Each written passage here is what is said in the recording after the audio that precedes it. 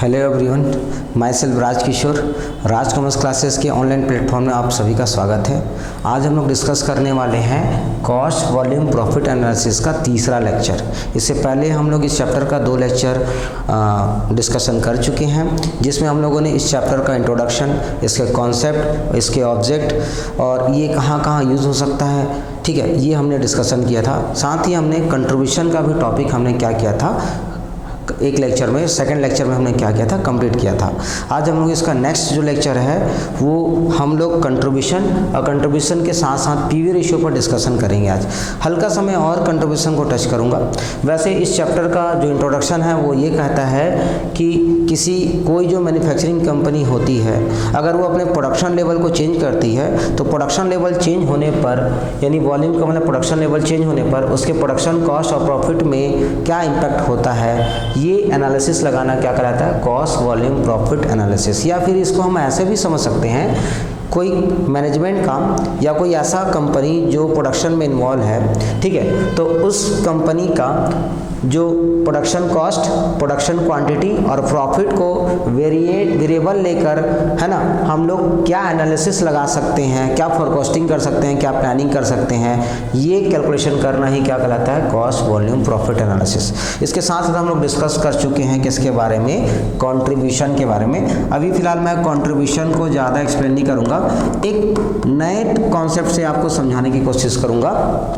इससे पहले हम लोगों ने जब कंट्रीब्यूशन का चैप्टर स्टार्ट किया था तो हमने एक फॉर्मूले से हमने ये कंट्रीब्यूशन का टॉपिक स्टार्ट किया था। वो फॉर्मूला है, आप लोग जानते होंगे कि sales is equal to variable cost plus fix cost plus क्या होता है, प्रॉफिट होता है। इस चैप्टर का ये एजम्पशन है कि हम जितना यूनिट सेल्स करेंगे उतने यूनिट का क्या लगेगा, वेरिएबल कॉस्ट लगेगा, जबकि फिक्स कॉस्ट एक ऐसा एक्सपेंसेस होगा चाहे प्रोडक्शन कम करो चाहे ज़्यादा करो उस पर कोई इम्पैक्ट नहीं पड़ेगा।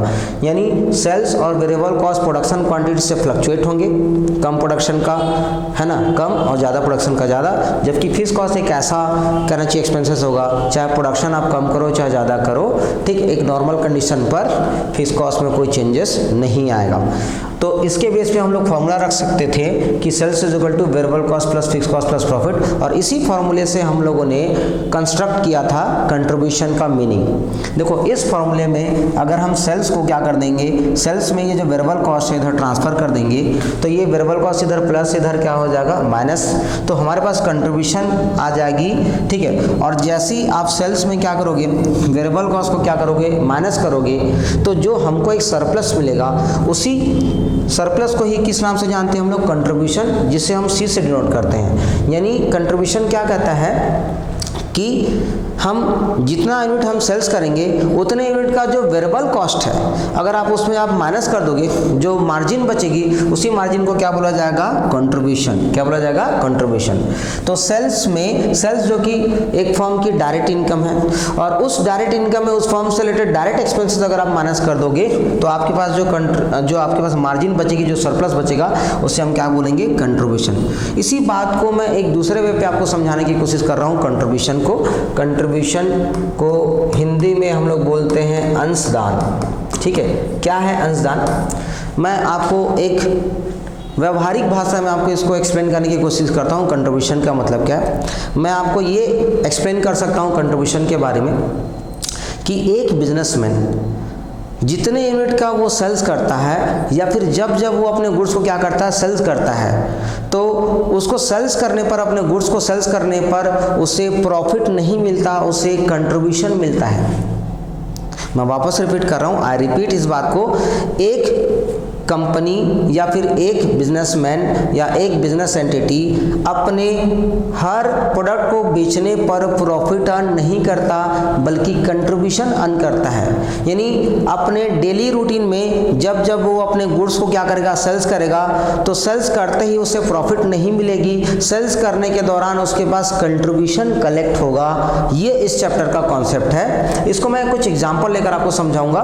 देखो आप लोग जानते हो इस चैप्टर की कुछ एजम्पशन है, हम जितना यूनिट सेल्स करेंगे उतना यूनिट का वेरिएबल कॉस्ट लगेगा, यानी सेल्स और वेरिएबल कॉस्ट में डायरेक्ट रिलेशन है, जबकि फिक्स कॉस्ट पर कोई इंपैक्ट नहीं पड़ेगा प्रोडक्शन क्वांटिटी का, और हम जितना यूनिट सेल्स करेंगे उतना यूनिट का वेरिएबल कॉस्ट होगा, या फिर हम ऐसे भी बोल सकते हैं हम जितना यूनिट प्रोड्यूस करेंगे वो पूरी बिक जाएगी, ठीक, और अपनी कंपनी का फिक्स कॉस्ट जो है वो कांस्टेंट रहेगा। तो इसके बारे में हम लोग कुछ एग्जांपल ले लेते हैं। मान लो हमारी कंपनी पेन बनाने का काम करती है, क्या बनाने का काम करती है? पेन। तो और एक पेन का जो सेलिंग प्राइस है सपोज मान लीजिए वो ₹10 है पर यूनिट, और हर पेन के पीछे जो वेरिएबल कॉस्ट है, जैसे कि पेन बनाने का मटेरियल, पेन बनाने का लेबर चार्जेस, पेन बनाने का डायरेक्ट एक्सपेंसेस, पेन बनाने का जो कहना चाहिए और भी जो वेरिंग नेचर के जो एक्सपेंसेस होते हैं लाइक मटेरियल, है ना, मटेरियल हो गया आपका लेबर चार्जेस हो गया आपका, या कोई भी डायरेक्ट नेचर का एक्सपेंसेस, ये सब ऐसे हैं कि मान लो हर पेन का आपको ₹7 पड़ता है। कितना पड़ता है?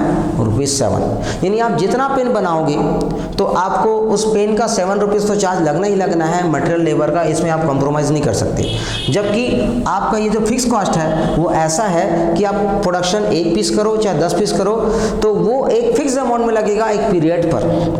सर फिक्स कॉस्ट में होते क्या है? फिक्स कॉस्ट के जनरली जो एग्जाम्पल है, जैसे हमारी कंपनी का जो रेंट है, मान लो हमारी कंपनी का रेंट है 1000 पर मंथ होता है, हमारी कंपनी सैलरी पे करती है 2000 सैलरी पे करती है, या फिर मान लो कंपनी के जो अदर फिक्स कॉस्ट हैं या जो फिक्स ओवरहेड हैं वो मान लो हमारी कंपनी का 2000 है, electricity bill, insurance premium, depreciation, ऐसे बहुत सारे एग्जाम्पल हैं फिक्स कॉस्ट के जो पीरियड बेस पे लगते हैं, ना कि पर यूनिट के प्रोडक्शन में। यानी ये ऐसा नहीं कि हम जितना पीस बनाएंगे उसके हिसाब से चार्ज होगा, बल्कि एक पीरियड के बाद ये फिक्स अमाउंट लगेगा। फॉर एग्जाम्पल हम ये अमाउंट डिसाइड कर लेते हैं 5000, क्या 5000, रेंट का 1000, सैलरी का 2000 और फिक्स ओवरहेड का कितना 2000, ठीक है। तो एक हम लोग अभी मैंने आपको एक कोटेशन बोला कि एक कंपनी या एक बिजनेसमैन अपने हर ट्रांजेक्शन में जब वो सेल करेगा तो उसे प्रॉफिट नहीं मिलेगी, उसे कंट्रीब्यूशन मिलेगा। क्या मिलेगा? कंट्रीब्यूशन। जैसे मान लो हमारी कंपनी ने किसी मंथ में 1 पेन का प्रोडक्शन किया, कितने पेन का? 1 पेन का, ठीक है। तो एक पेन का प्रोडक्शन करेगी, यानी एक पेन आपका बिक गया समझो।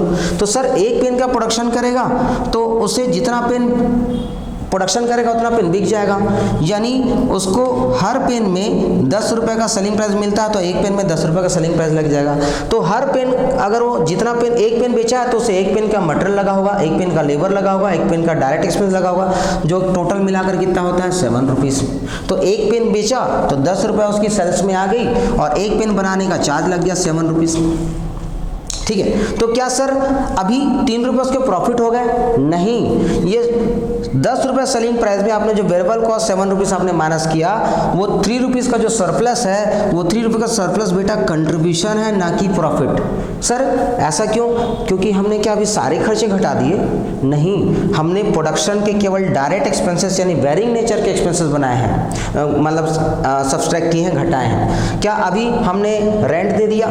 क्या हमको मकान मालिक हर प्रोडक्शन के पीछे रेंट मांगता है? क्या हमारा एम्प्लॉय हर प्रोडक्शन के पीछे सैलरी मांगता है? या इंश्योरेंस प्रीमियम हो गया या डेप्रिसिएशन होगा, हर यूनिट के सेलिंग पर चार्ज होती है? नहीं। ये 5000 जो है जो फिक्स नेचर का एक्सपेंसेस है, अभी उसकी डिमांड नहीं होगी, अभी हमको वो ड्यू नहीं होगा, अभी टाइम है उसमें। इसका मतलब ये हुआ कि जैसे ही हमने 1 यूनिट का प्रोडक्शन किया तो 1 यूनिट की इनकम हुई ₹10 सेल्स के रूप में और 1 यूनिट का वेरिएबल कॉस्ट लग गया ₹7। इसका मतलब अभी हमको एक यूनिट के पीछे कंट्रीब्यूशन मिला है, सर अभी प्रॉफिट नहीं हुई है, क्योंकि अभी ये फिक्स नेचर के जो एक्सपेंसेस जो 5000 आपको एक मंथ के बाद देना है वो अभी एक्सपेंसेस होने बाकी हैं। तो तब तक हम इसे प्रॉफिट डिक्लेयर नहीं कर सकते, क्योंकि अभी हमारे पास सेल्स में सारा एक्सपेंसेस घटा है क्या? नहीं, केवल डायरेक्ट इनकम में डायरेक्ट एक्सपेंसेस घटी है, अभी रेंट, सैलरी, फिक्स ओवरहेड ये सब घटाने बाकी है। ये 1 महीने बाद लगेगा। इसका मतलब ये हुआ कि उसने 1 यूनिट का ट्रांजेक्शन करके कंट्रीब्यूशन कलेक्ट किया। अब पता चला अगले दिन आया और अगले दिन उसने 5 पेन सोल्ड कर दिए, तो 5 पेन का उसके पास सेल्स आ जाएगा यार ₹50। एक पेन का 10 रुपये सेलिंग प्राइस है तो 5 पेन का 50 हो गया। यानी अगर उसने 5 पेन बेचा है तो 5 पेन बनाया भी होगा, और हर पेन बनाने का मटेरियल, लेबर और डायरेक्ट एक्सपेंस करके ₹7 लगता है, तो 5 पेन का कितना लग जाएगा? ₹35 लग जाएगा। अब इस अगले दिन कंपनी ने 5 पेन पर कितना अमाउंट कलेक्ट किया? 5 पेन पर उसने 15 रुपीज़ कंट्रीब्यूशन कलेक्ट किया। तो सर क्या अभी भी ये प्रॉफिट है? नहीं, अभी भी तो यार रेंट देना बाकी है, सैलरी देना बाकी है, ठीक है, फिक्स ओवरहेड सभी और करने बाकी है। ये तो अभी हर प्रोडक्शन पे नहीं लगेगा, ये तो एक पीरियड पे होगा। इसका मतलब ये हुआ कि कोई कंपनी अपने हर ट्रांजैक्शन में कंट्रीब्यूशन अर्न करता है, कंट्रीब्यूशन कलेक्ट करता है, ना कि प्रॉफिट। प्रॉफिट जो निकलेगी बेटा एक पीरियड के बाद निकलेगा, एक पीरियड के बाद। अब पता चला, मैं एक फाइनल कंक्लूजन निकाल देता हूँ इस एग्जाम्पल का। मान लीजिए ये कोई मंथ था और फाइनली कभी 1 पेन, कभी 3 पेन, कभी 5 पेन, ऐसे करते करते मान लो कंपनी ने पूरे मंथ में क्या किया, ठीक है, उसने 10,000 का पेन का क्या कर दिया, सेल कर दिया। कितने पेन का? 10,000 पेन का, ठीक है। तो 10,000 पेन का सेल्स कर दिया यार, तो 10,000 पेन का उसके पास अमाउंट कितना आएगा? तो 10,000 पेन अगर उसने सेल्स किया है तो हर पेन का 10 रुपये हमको क्या मिलता है? हर पेन का हमको 10 रुपये जो है वो सेलिंग प्राइस मिलती है, ठीक है। तो हमारे पास 10,000 पेन का कितना मिल जाएगा? 1 लाख रुपीस मिल जाएगा, ठीक। अगर कंपनी ने 10,000 पेन सोल्ड किया है तो कंपनी ने 10,000 पेन बनाया भी होगा, तब तो 10,000 पेन बेचा है। तो 10,000 पेन बना है तो 10,000 पेन का वेरिएबल कॉस्ट भी लगेगा। हर पेन का वेरिएबल कॉस्ट कितना होता है? 7 रुपीज़, मटेरियल लेवल ये सबका। तो 10,000 पेन का आपका वेरिएबल कॉस्ट कितना लग गया? 70,000। इसका मतलब कंपनी ने मंथ में हर पेन के पीछे 3-3 रुपए के हिसाब से कंट्रीब्यूशन कलेक्ट करता है और फाइनली पूरे मंथ में उसने 30,000 का उसने कंट्रीब्यूशन अर्न किया। 30,000 का क्या अर्न किया? कंट्रीब्यूशन। तो आप देख पा रहे हो, ये जो हर ट्रांजिशन में जो कोई बिजनेसमैन जो प्रोडक्ट को सेल करता है उससे उसके पास प्रॉफिट नहीं आती, बल्कि क्या आती है? कंट्रीब्यूशन आती है। तो सर इसे प्रॉफिट कब बोलेंगे? अब मान लो 1 महीना हो गया, जैसे ही 1 महीने का ट्रांजिशन हुआ, अब हमारे सामने ये भाई साहब लोग इकट्ठा हो जाएंगे। कौन भाई साहब लोग? ये वाले बंदे इकट्ठा हो जाएंगे। सर कौन है ये लोग? ये वो लोग हैं जो हमको 1 महीने बाद रेंट मांगने आएंगे, 1 महीने बाद हमको सैलरी मांगेंगे, 1 महीने बाद हमको इंश्योरेंस प्रीमियम मांगेंगे, लाइटिंग एक्सपेंसेस लगेगा, और जो और ऑफिस या फैक्ट्री के जो फिक्स नेचर के एक्सपेंसेस हैं वो सब चार्ज होंगे। और ये लोग आए और 1 महीने में भैया हमारा सैलरी दो, रेंट दो, फिक्स ओवरहेड का जो और अदर चार्जेस वो ले गए। तो हमारे पास इसमें से 5,000 और क्या हो गया? डिडक्ट हो गया। कितना? 5,000। तो ये 1 महीने बाद जैसे ही हम अपने कंट्रीब्यूशन में क्या किए, इधर क्या बच रहा था? इधर हमारे पास फिक्स कॉस्ट बचा था और क्या बचा था? प्रॉफिट बचा था। तो जैसे ही हम अपने कंट्रीब्यूशन में ये फिक्स नेचर का एक्सपेंसेस क्या कर देंगे? माइनस कर देंगे, ठीक है। तो जो महीने में कितनी होती है? 5,000 होती है। तो 30,000 में अगर मैं फिक्स एक्सपेंसेस का 5,000 माइनस कर दूं तो अब मेरे पास प्रॉफिट के रूप में बच जाएगा कितना? 25,000। इसका मतलब ये हुआ कि हमारी कंपनी या हमारे बिजनेस का जो प्रॉफिट है वो इस ट्रांजैक्शन पर डिपेंड नहीं करता, वो एक पीरियड पर डिपेंड करता है। कोई भी बिजनेसमैन हर ट्रांजैक्शन में प्रॉफिट अर्न नहीं करता, हर ट्रांजैक्शन में क्या अर्न करता है? कंट्रीब्यूशन करता है। हर ट्रांजैक्शन पर वो धीरे धीरे कंट्रीब्यूशन कलेक्ट करते जाता है। फिर जैसे ही एक पीरियड के बाद फिक्स नेचर के एक्सपेंसेस पेड कर दिए जाएंगे तो समझो वेरिएबल एक्सपेंसेस तो साथ साथ ही घट रहा है और फिक्स नेचर का खर्च इकट्ठे घट गया। तो अब फिक्स एक्सपेंसेस के खर्चे घटाने के बाद जो हमारे पास अमाउंट बचा, वो जो नेट सरप्लस जो बचा वो आपका कहलाएगा प्रॉफिट। वो क्या कहलाएगा? प्रॉफिट। ये है इस चैप्टर का कॉन्सेप्ट। आई होप आप लोगों को समझ में आ गया होगा कि कंट्रीब्यूशन का मतलब क्या है। एक कंपनी अपने सेल्स के पीछे जो हर प्रोडक्ट का जो वेरिएबल नेचर का एक्सपेंसेस जब घटा देता है तो उसे मार्जिन मिलती है, या फिर उसे उसी मार्जिन को हम कंट्रीब्यूशन के रूप में जानते हैं, कंट्रीब्यूशन होती है। और जैसे ही इस कंट्रीब्यूशन में एक पीरियड का फिक्स एक्सपेंसेस घटा देंगे तब उसके बाद हमको क्या मिलेगा? प्रॉफिट मिलेगा, ठीक है। तो हम लोगों ने तो लास्ट लेक्चर में कंट्रीब्यूशन का कैलकुलेशन वर्क देख चुके थे। आगे और हम लोग डिस्कशन करते हैं, है ना। कंट्रीब्यूशन का एक बार और मैं हल्का सा रिपीट कर ही देता हूँ, फिर कंट्रीब्यूशन के साथ साथ हम लोग पीवी रेशियो भी देखेंगे, ठीक है। तो देखो हम लोगों ने पिछले क्लास में कंट्रीब्यूशन का जो प्रैक्टिस वो कर चुके थे। एक बार हल्का सा मैं और आपको टच करा देता हूँ। देखो कंट्रीब्यूशन के हमने 4 फॉर्मूले रखे थे। कंट्रीब्यूशन के हमने क्या रखे थे? 4 फॉर्मूले रखे थे। अगर आप लोगों ने वो हमारा सेकंड लेक्चर का वीडियो नहीं देखा है तो प्लीज़ वो आप वीडियो देख लो, तो आपको ज़्यादा अच्छे से क्लियर हो जाएगा।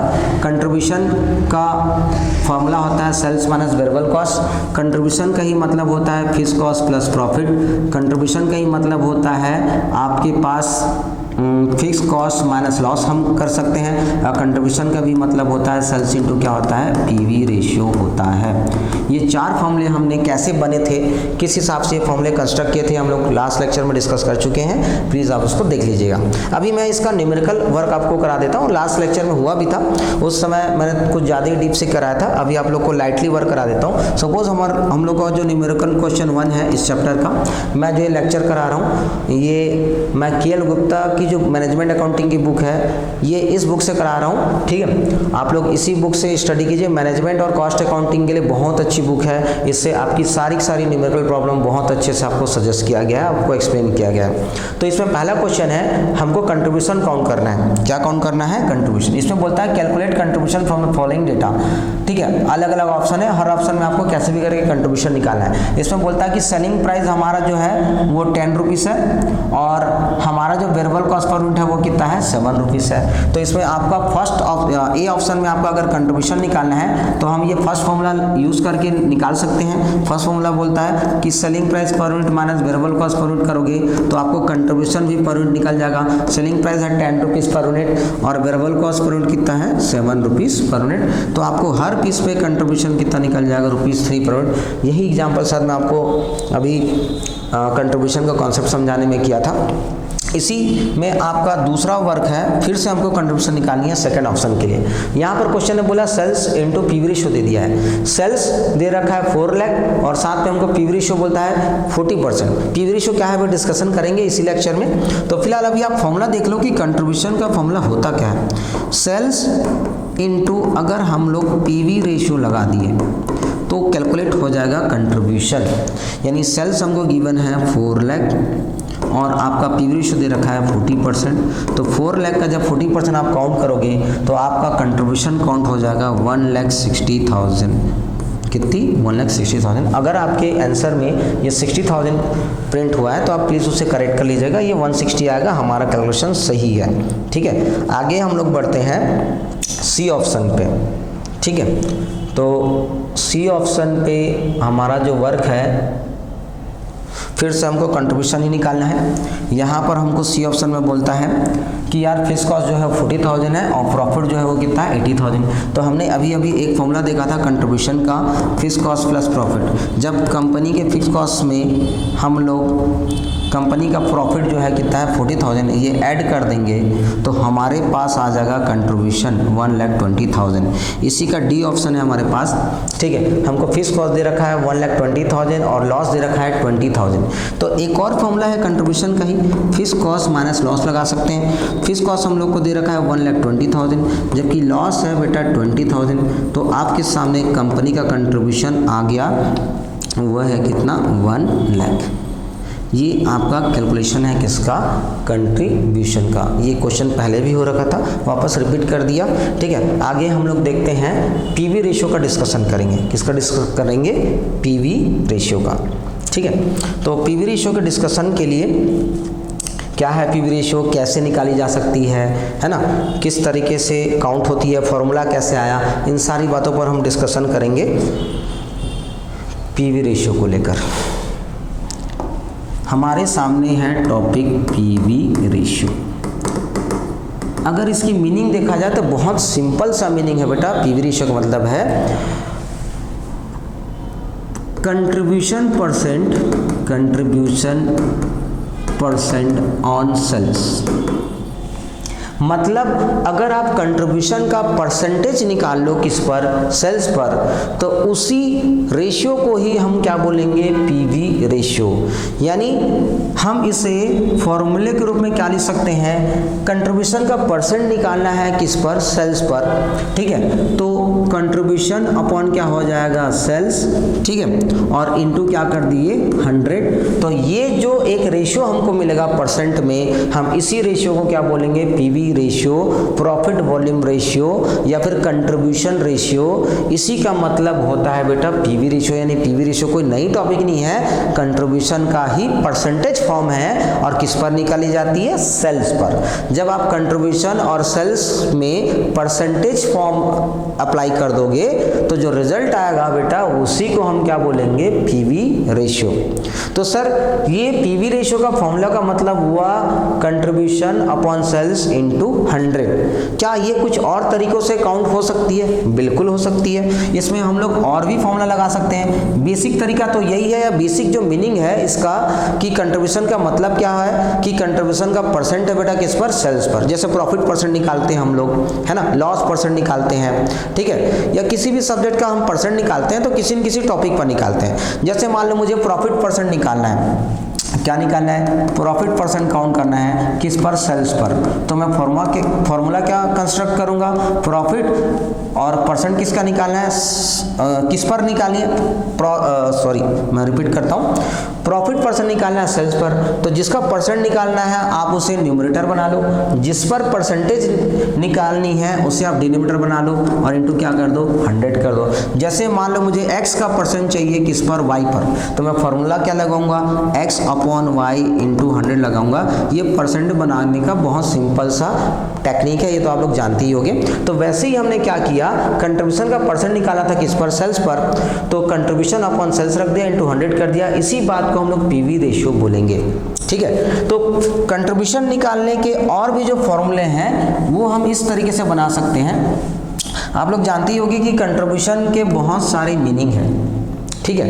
एक मीनिंग होता है कंट्रीब्यूशन का S माइनस बी, एक मीनिंग होता है फिक्स्ड कॉस्ट प्लस प्रॉफिट, एक मीनिंग होता है फिक्स्ड कॉस्ट माइनस लॉस, ठीक है। और एक जो फॉर्मूला जो बना था सेल्स इनटू पीवी रेशियो, वो मैं अभी यहाँ एक्सप्लेन करूँगा कि ये फॉर्मूला आया कैसे, ठीक है। तो जैसा हमने पहला फॉर्मूला देखा पीवी रेशियो का C अपॉन S इंटू 100, तो हम लोग दूसरा फॉर्मूला ऐसे भी रख सकते हैं पीवी रेशियो का कि S minus B upon S into 100। Sir ये आया कैसे, ये कैसे लिख सकते हैं, देखो कंट्रीब्यूशन बटे सेल्स कैसे भी करना है, तो क्या S माइनस बी लगा देंगे तो क्या वो कंट्रीब्यूशन के बराबर नहीं हुआ, यानी ये भी तो वही बात एक्सप्लेन कर रहा है जो ऊपर वाला फॉर्मूला एक्सप्लेन कर रहा है। यार सेल्स में वेरिएबल कॉस्ट को घटाते ही आपके पास कंट्रीब्यूशन मिल जाती है, तो आप कंट्रीब्यूशन अपॉन सेल्स तो रख ही सकते हो, यानी ये भी किसके इक्वल हुआ, पीवी रेशियो का। इसका मतलब ये भी है कि हम तीसरा फॉर्मूला ऐसे रख सकते हैं कि fixed cost plus profit upon sales into 100। जी हाँ बिल्कुल, क्यों नहीं, क्योंकि कंट्रीब्यूशन का एक और मतलब है कि फिक्स्ड कॉस्ट प्लस प्रॉफिट। अगर आप कंपनी के फिक्स्ड कॉस्ट में प्रॉफिट को ऐड कर देते हो तो वो भी इक्वल है किसके, कंट्रीब्यूशन के। यानी यहाँ भी मीनिंग क्या जा रहा है कि कंट्रीब्यूशन अपॉन सेल्स हो रहा है, तो ये भी क्या होगा, पीवी रेशियो हुआ। अगला फॉर्मूला हम लिख सकते हैं fixed cost minus loss upon sales into 100। तो fixed cost minus loss upon sales into 100, fixed cost minus loss का भी मतलब क्या हुआ, कंट्रीब्यूशन ही हुआ। तो यहाँ भी तो एक्सप्लेन हो रही है यार कि फिक्स्ड कॉस्ट अपॉन सेल्स है इनटू 100 है, यानी ये भी क्या है, पीवी रेशियो है। इन चारों फॉर्मूले का मतलब है कि कंट्रीब्यूशन अपॉन सेल्स इनटू 100, यानी कंट्रीब्यूशन का परसेंट किस पर, सेल्स पर। तो इसी बात को हम लोग क्या बोलेंगे, पीवी रेशियो। जैसे प्रॉफिट परसेंट को सिंपल हम लोग प्रॉफिट परसेंट ही बोल देते हैं, लॉस परसेंट को लॉस परसेंट बोल देते हैं। तो कंट्रीब्यूशन परसेंट का एक नया नाम रख दिया गया है पीवी रेशियो, जो कि सेल्स पर निकलती है। आई होप इतनी बात आप लोग को समझ में आ गया होगा। अब मैं ये वाला फॉर्मूला आप लोग को एक्सप्लेन करने वाला हूँ। ये वाला फॉर्मूला एक्चुअली कुछ है नहीं, आपका फर्स्ट फॉर्मूला का रिवर्स फॉर्म है। जैसे आप लोग प्रॉफिट परसेंट क्यों निकालते हो, ताकि कभी भी सेल्स हो तो प्रॉफिट निकाली जा सके। लॉस परसेंट क्यों निकालते हैं, ताकि सेल्स हो तो लॉस निकाली जा सके। यानी उस परसेंट रेशियो से हम उस वैल्यू को क्या कर सकें, काउंट कर सकें। तो जिस तरीके से आप प्रॉफिट परसेंट से प्रॉफिट निकाल लेते हो, लॉस परसेंट से लॉस निकाल लेते हो, वैसे भी हम लोग कंट्रीब्यूशन के परसेंट से क्या निकाल लेंगे, कंट्रीब्यूशन निकाल लेंगे। तो ये जो चौथा फॉर्मूला यही बात तो एक्सप्लेन कर रहा है कि सेल्स में अगर आप पीवी रेशियो यानी कंट्रीब्यूशन परसेंट निकाल लोगे तो जो अमाउंट के रूप में जो काउंट होगा वो क्या होगा, कंट्रीब्यूशन होगा। और ये फॉर्मूला यहाँ से बना है। जैसे कि ये देखो, ये पीवी रेशियो है और PV ratio is equal to C upon S into 100 है। तो ये क्या चला गया, सेल्स इधर चला गया, इंटू हो गया, और कहना चाहिए और परसेंटेज के लिए जो 100 लगाते हैं वो अपॉन हो गया। यानी आपके पास सेल्स इंटू पीवी रेशियो की कर दी है, तो क्या निकल गया आपका, कंट्रीब्यूशन। इस फॉर्मूले को जब अपन रिवर्स मतलब ट्रांसफर करेंगे सेल्स को, तो पीवी रेशियो इंटू क्या हो जाएगा, सेल्स, यानी सेल्स इंटू पीवी रेशियो, और परसेंट के लिए अपॉन क्या लगा देंगे, 100 लगा देंगे। जैसे इधर 100 इंटू है तो इधर आके क्या हो जाएगा, डिवाइड। तो इसी बेस में ये फॉर्मूला बना है, और सिंपल मतलब ये है कि कंट्रीब्यूशन परसेंट से यानी पीवी रेशियो से हम लोग कंट्रीब्यूशन निकाल सकते हैं सेल्स पर अप्लाई करके। तो ये है आपके पास 4 फॉर्मूले किसके, पीवी रेशियो के। आई होप आप लोग को समझ में आ गया होगा। और मैं आपको कुछ फॉर्मूले दूंगा। आपका एक फॉर्मूला ऐसा है 5वां, अभी मैं आपको बता देता हूँ कि ये पांचवा फॉर्मूला क्या है। 1 माइनस वेरिएबल कॉस्ट परसेंट होता है। क्या होता है, 1 minus variable cost percent. Sir ये फॉर्मूला कैसे बना, ऊपर के चारों तो क्लियर है, अभी ये नया टॉपिक क्या है, 1 माइनस वेरिएबल कॉस्ट परसेंट कैसा है। तो एक छोटा सा एग्जाम्पल देख लो आप लोग। अगर कंट्रीब्यूशन निकालना है तो सेल्स में वेरिएबल कॉस्ट आपको क्या करना पड़ता है, माइनस करना पड़ता है। ये तो अब आपको पता चल ही गया होगा। अगर आपका कंट्रीब्यूशन, अगर आपका सेलिंग प्राइस पर यूनिट है, एक पीस का सेल्स और एक पीस का वेरिएबल कॉस्ट है, तो कंट्रीब्यूशन भी एक पीस का निकलेगा। अगर आपका सेल्स जो है वो टोटल कंपनी के टोटल सेल्स है, तो आपका वेरिएबल कॉस्ट भी कंपनी का टोटल होगा। तो ऐसे में आपका कंट्रीब्यूशन भी क्या निकल जाएगा, टोटल निकल जाएगा। अगर सेल्स जो है वो परसेंटेज में दिया हुआ है और वेरिएबल कॉस्ट भी परसेंटेज में दिया हुआ है, तो कंट्रीब्यूशन परसेंटेज में आएगा। यानी selling price per unit minus variable cost per unit is equal to contribution per unit. Total sales minus total variable cost is equal to total contribution. Sales percent minus variable cost percent is equal to contribution percent. तो contribution percent को ही क्या बोलते हैं, PV ratio.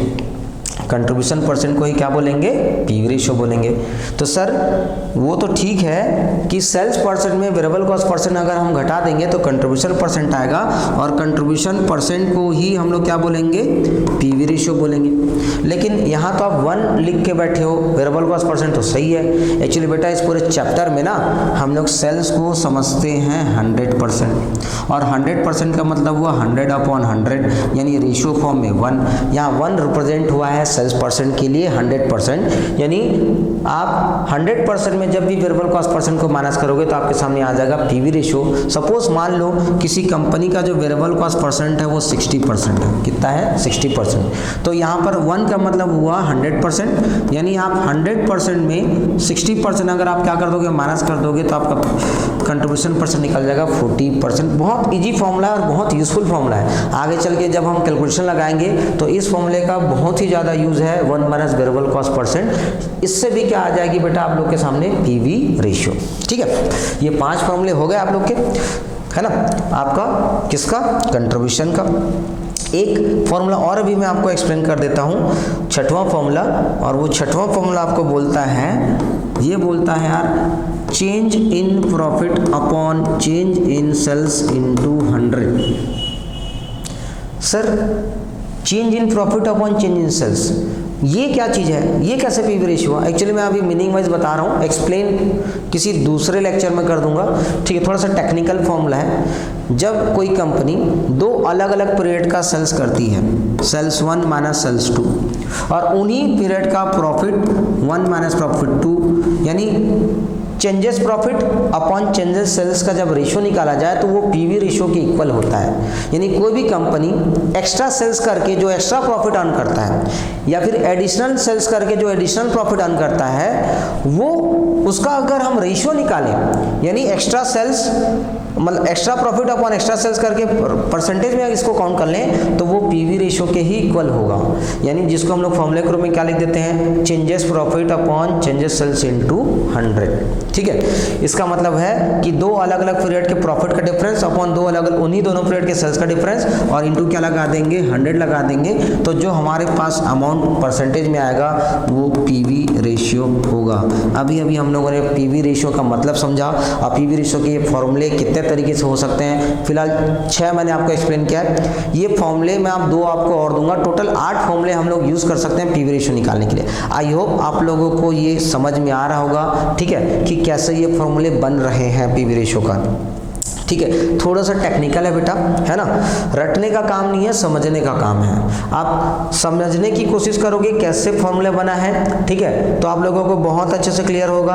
अगर रटने की कोशिश करोगे तो ऐसा लगेगा सर तो अभी 6 फॉर्मूले दे दिए, किसको किसको याद करें। लेकिन समझोगे तो सबका मतलब एक ही है ना। हर बात यही बोलता है कि पीवी रेशियो है, जहां पर कंट्रीब्यूशन अपॉन सेल्स इनटू 100 आपको एक्सप्लेन किया जा रहा है। 6 फॉर्मूले, कंट्रीब्यूशन अपॉन सेल्स इनटू 100 पहला बेसिक फॉर्मूला। दूसरा, इसी बात को हम S minus B upon sales into 100 करके रख सकते हैं। इसके बाद fix cost plus profit upon sales into 100 करके रख सकते हैं। इसके बाद fix cost minus loss upon sales into 100 कर सकते हैं। 1 माइनस वेरिएबल कॉस्ट परसेंट करके भी हम लोग पीवी रेशियो काउंट कर सकते हैं, या फिर changes profit upon changes sales into 100 करके भी हम लोग पीवी रेशियो निकाल सकते हैं।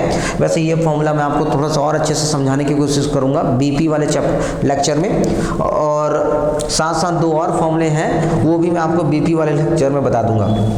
ठीक है, आई होप ये सारी बातें आप लोग को समझ में आ रही होगी। चलो इसके अब हम लोग कर लेते हैं न्यूमेरिकल क्वेश्चन। क्या न्यूमेरिकल क्वेश्चन, कैसे ये काउंट हो सकता है, फॉर्मूले कैसे बनी है तो देख लिए। अब थोड़ा सा प्रैक्टिकल प्रॉब्लम भी देख लेते हैं। इससे पहले हम लोगों ने अभी क्वेश्चन 1 डील किया था कंट्रीब्यूशन निकालने का। अब कंट्रीब्यूशन का परसेंट निकालेंगे सेल्स पर कैसे भी करके, जो क्या कहलाएगा पीवी रेशियो। आगे बढ़ते हैं पीवी रेशियो कैलकुलेट करने के लिए। इसके लिए आप लोग क्वेश्चन नंबर 2 देख सकते हो अपने बुक का, ठीक है। क्वेश्चन नंबर 2 में हम लोगों को डील करना है पीवी रेशियो। ये फर्स्ट ऑप्शन बोलता है कि हमको सेल्स दिया है 6 लाख और वेरिएबल कॉस्ट दिया है 3,60,000। ठीक है, अगर आप लोग के पास बेटा ये थोड़ा सा टेक्स्ट फॉर्म में है, थोड़ा सा इमेज फॉर्म में मैंने रखा है डाउनलोड करके यहाँ पर, अगर आप लोग को ठीक से दिख नहीं रहा होगा तो आप मेरे वर्डों को भी समझ सकते हो, या अपने सामने बुक रख करके भी प्रैक्टिस कर सकते हो। ठीक है, तो ऐसे में अगर मेरे पास पहला कैलकुलेशन करूँ मैं पीवी रेशियो का, ए ऑप्शन पर अगर मैं जाऊँ पीवी रेशियो निकालने के लिए, तो पीवी रेशियो का मुझे यहाँ पर जो ऑप्शन नज़र आ रहा है कि सेल्स गिवन है और वेरिएबल कॉस्ट गिवन है, तो पीवी रेशियो का सर 6 फॉर्मूले में से कौन सा फॉर्मूला हम लोग लगा सकते हैं? सेकंड फॉर्मूला लगा सकते हैं बेटा, sales minus variable cost upon sales into 100। ये जब हम लोग कैलकुलेट कर देंगे तो हमारे पास आ जाएगा पीवी रेशियो, यानी मैं फॉर्मूला लगाने जा रहा हूँ sales minus variable cost upon sales into 100। ऐसे में ये जो वैल्यू अगर मैं पुट करूँगा तो 6 लाख माइनस हो जाएगा 3,60,000 और अपॉन 6 लाख और इंटू 100 करूँगा।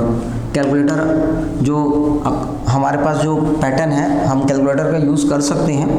अगर कैलकुलेट करेंगे तो ये आ जाएगा 2,40,000 अपॉन 6 लाख और इंटू 100, तो ये आ जाएगा आपके पास 40%। ये आपका पहला कैलकुलेशन है पीवी रेशियो का। बहुत सिंपल है, फॉर्मूला बनाने का तरीका आप समझ गए हो तो ये बहुत सिंपल लगेगा मीनिंग में अगर आप समझ चुके हो तो, है ना।